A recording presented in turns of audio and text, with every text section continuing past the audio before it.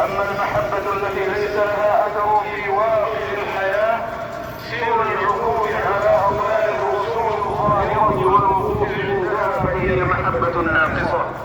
فمن كان هذا حاله في حبه فليكمل جوانب ذلك النقص لمحبة سيد الخلق صلى الله عليه وسلم.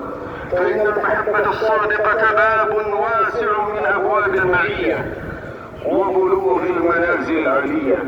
عن انس بن مالك رضي الله عنه قال: جاء رجل الى رسول الله صلى الله عليه وسلم فقال: يا رسول الله متى الساعة؟ قال: وما اعددت للساعة؟ قال: حب الله ورسوله. قال: فانك مع من احببت. قال انس: فما فرحنا بعد الاسلام فرحا اشد من قول النبي صلى الله عليه وسلم: فإنك مع من أحببت. قال أنس: فأنا أحب الله ورسوله وأبا بكر وعمر فأرجو أن أكون معهم وإن لم أعمل بأعمالهم.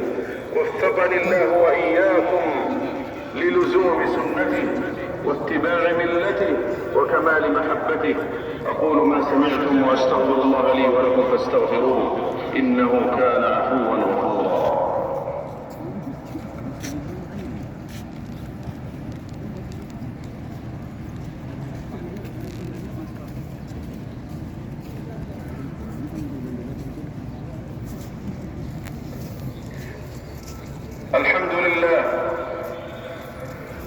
الحمد لله الذي حمده من عطائه وشكره على آلائه من آلائه. أحمده حمد عارف بحق نعمائه معترف بالعجز عن إحصاء حمده وثنائه. حمد مفتقر إليه مستغن به في كل آنائه. وأشهد أن لا إله إلا الله وحده لا شريك له الكامل في ألوهيته وربوبيته وصفاته وأسمائه. وأتم صلاته وأزكى سلامه على صفوة خلقه وسيد رسله وخاتم أنبيائه صلى الله عليه وعلى آله وأصحابه مصابيح الهدى ونجوم سمائه وعلى أتباعهم بإحسان ما جاد غمام بمائه وقطر بانهمائه. أما بعد معشر المؤمنين والمؤمنات، فإن نبينا صلى الله عليه وسلم قد اجتباه ربه بتلك الشمائل والفضائل من بريته واصطفاه من خليقته ليكون واسطة عقد الأنبياء الكرام عليهم الصلاة والسلام، مبلغا عنه دينه الخاتم ليعيد بتلك التعاليم الربانية صياغة الإنسان ويرتقي به في مدارج كماله الإنساني إلى حيث أراد الله له أن يكون في هذه الدنيا بعد أن انحط الإنسان قبل زمن رسالته إلى دركات من الجهل والظلم والظلام والوثنية. فلا غرو بعد ذلك أن تسير دعوته مسير الشمس وأن تبلغ ما بلغ الليل والنهار في أزمنة غابرة تترامى فيها الأقطار وراء القفار والبحار، وأن تملأ الدنيا رحمة وعدلا وحضارة وعلما وإنسانية. فحقيق بالمسلم أن يجعل نبيه صلى الله عليه وسلم موضع اقتدائه ومحل اعتسائه لينال بذلك شرف متابعته ويحقق صدق محبته. ثم اعلموا رحمكم الله أن الإسلام جعل حماية الأنفس وحفظ الأرواح من أعظم المقاصد والغايات، وشرع الأسباب المؤدية لتلك المسالك، وسد الأبواب المفضية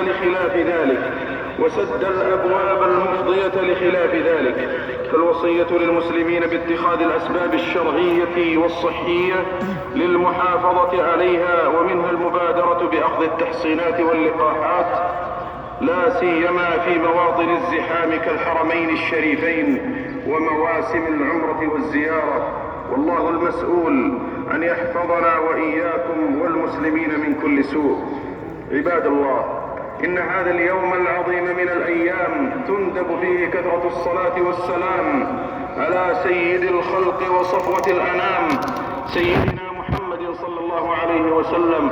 يقول صلوات الله وسلامه عليه: إن من أفضل أيامكم يوم الجمعة فأكثروا علي من الصلاة فيه فإن صلاتكم معروضة عليه. اللهم صل وسلم وبارك على سيد الأولين والآخرين وإمام المرسلين وخاتم النبيين ورحمتك للعالمين، عدد ما أحصاه كتابك وخطه قلمك ووسعه علمك، صلاة تترى إلى يوم الدين.